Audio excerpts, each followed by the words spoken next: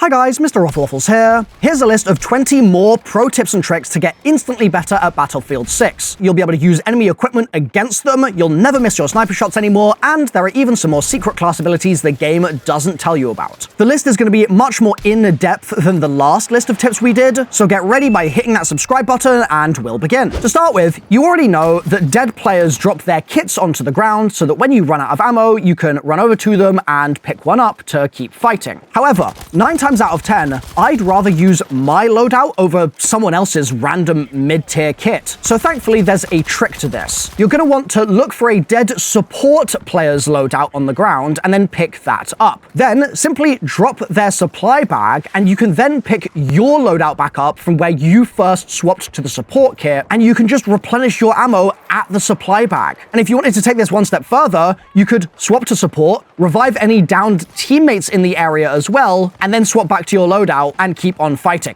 Big thank you to Nukeries for the tip on this one, and remember, if you want to submit your own tips to these lists, leave them in the comments down below. Next, sniping in Battlefield 6 is some of the easiest it's ever been, but there's technology to make it even easier. So as you know, you can change your zeroing by increments of 100 meters, which accounts for bullet drop by pressing B on PC. However, if you have the rangefinder attachment equipped to your sniper, it will zero to the exact distance of where you're aiming when you hold the zero button. Now, we already know that, right? This isn't the tech. The tech is the following. So we are going to go to your infantry/passenger keybinds in the settings, then weapons and equipment, and then change the rangefinder zeroing if zoomed option. Now, I initially wanted to change this to match my fire button, but it wouldn't let me do that. Like, it wouldn't let me bind it to my mouse. So I've changed it to my interact key instead. This will mean rather than holding the B button to auto zero to the exact range with the rangefinder, I'm instead going to be able to be aimed down sight and then just spam tap that interact button, and that will adjust the range automatically for me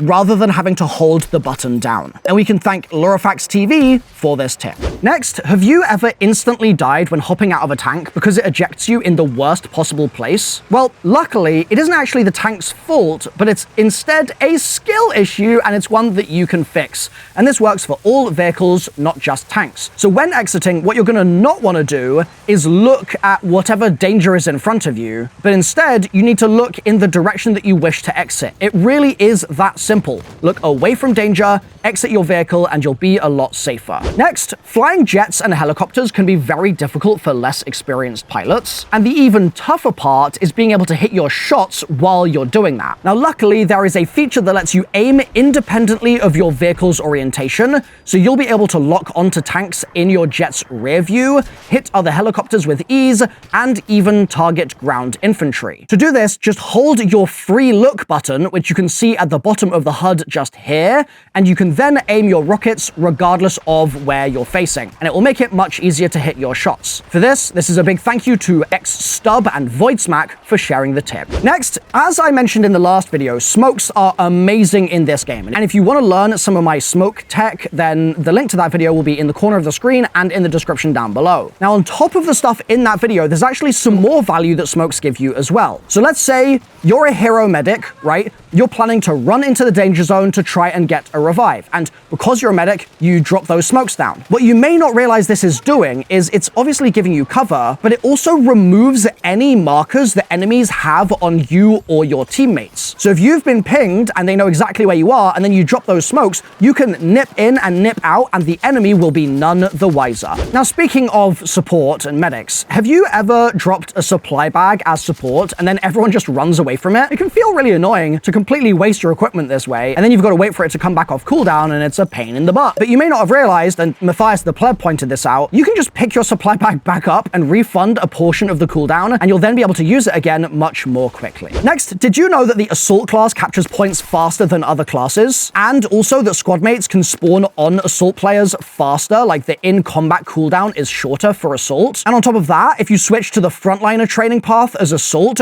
squad mates that spawn on you gain adrenaline injector effects for 2 seconds. And not only does adrenaline boost your sprint speed, but it also reduces explosive or incendiary damage damage, and it clears the active effects of flash and stun grenades. So next time you're playing Assault, you should be aware of these benefits. Next, if you are a classic Battlefield player and you are frustrated by the fact that we've got open loadouts in this game, they're unlocked, and it means that you've got people using snipers on medic classes and it's all chaos, there is thankfully a partial antidote to this frustration. And it's simply going to the Featured tab and then scrolling until you find Closed Weapon All-Out Warfare. And you'll also sometimes find limited time playlists like the Closed Weapon Attack and Defend. In these playlists, it's class locked. It's exactly what you'd expect, and it will give you that classic Battlefield experience. And if you can't find any, you can always go to the Community tab, browse servers, and then go to Filters, Tags, and select Class Locked Weapons. Next, what's the most annoying part of Operation Firestorm, right? Is it how chaotic the middle parts can be on Conquest? Is it the lack of vantage points on Breakthrough?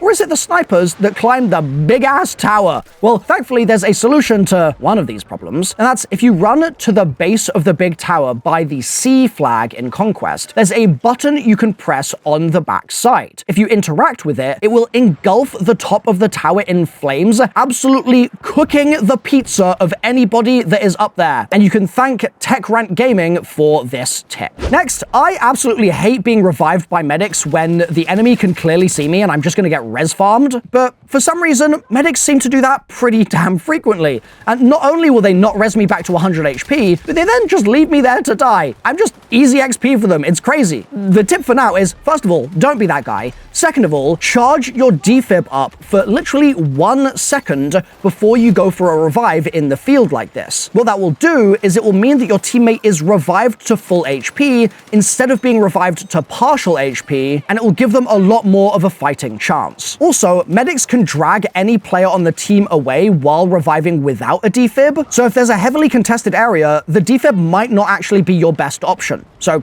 plan accordingly. Next, speaking of revives, there's a few really useful HUD indicators when it comes to reviving and being revived. So while downed, you can see how far away the nearest medic is. And if there's none nearby, you may as well just respawn. But if there is a medic nearby, hold your request revive button and it will extend your bleed out timer. And not only that, but if you're a medic and you see someone waiting to res, if you press your ping button on the downed player, it will let them know that you're coming. Like it gives them an alert at the bottom of their screen, and it will mean that they stop just insta-bleeding out before you can get the revive on them. Next, are you aware of the new tank movement mode called Crawl? Basically, engineers in Battlefield 6 have a gadget called the Acoustic Mine that uses sound and vibrations to detect enemy vehicles and then attacks them by firing into the air and slamming down on top of the target. But this is where the crawl mode comes in. So if you're near an acoustic mine, start crawling and then it won't detect your tank while it's moving at snail speed. And we can thank M. Saeed for this tip. Also, as a bonus tip, if you're flanking a camping Recon player, they're pretty likely to have a motion sensor watching their back, right? But if you crouch or prone, you will not be detected by the motion sensor. Next, I've seen complaints about the color scheme in Battlefield 6, so I've got some tips to make that a little nicer. Go to Settings, Accessibility, Graphics Quality Settings, and Edit Color Profiles. You can either select one of the presets, or you can change it to Custom. On Custom, we're gonna leave each color the same, but increase the saturation for some of them. Go to Friendly Color, drag the circle to the very top right corner.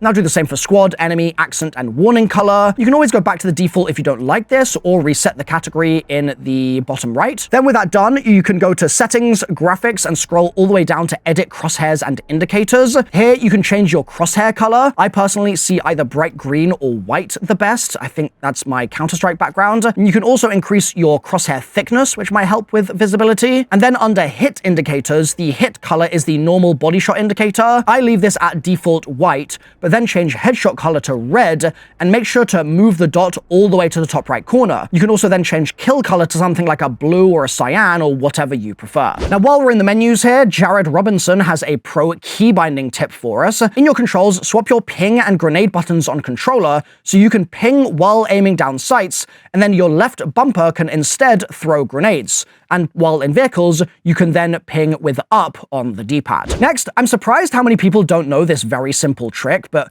if you select the wrong loadout, you don't need to pause your game and hit redeploy to change to the intended loadout every single time. But you need to do one other thing. You need to just not move. That's it. okay? So don't move when you spawn in, and you'll then see a pop-up on the HUD that says you can change your loadout by pressing Y, and that will let you change the loadout without using up a respawn ticket. Next, there's a few secret engineer abilities you might not know about. First off, if you find yourself on top of an enemy tank, but you're all out of explosives, you can take out your repair tool and destroy the tank while it's occupied by the enemy team. And this can be pretty funny when it works out. Now, on top of that, engineers can pick up those pesky anti-vehicle mines, right? And even the ones placed by the enemy team can be picked up. So if you grab one from the enemy and place it back down, it will then make it take out the enemy tank. Next, when you're using the anti-armor training path as an engineer, you get +2 extra rockets when your first passive ability is unlocked in a match. But you may not spawn with the extra rockets, so find your nearest support player and resupply,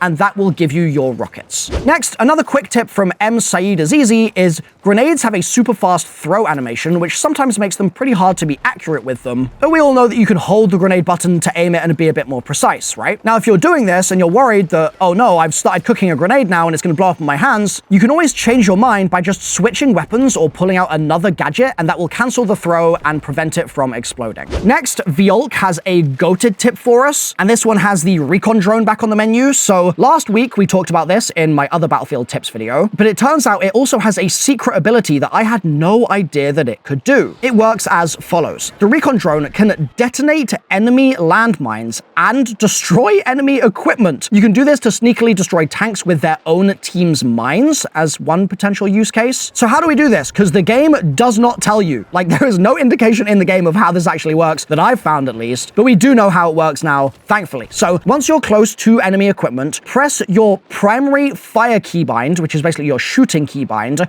while you are looking at the equipment, and that will signal to the drone that you want to destroy it, turning the enemy equipment against themselves. So that's it for my tips video here. If you want to take a look at my last tips video, it's linked on screen.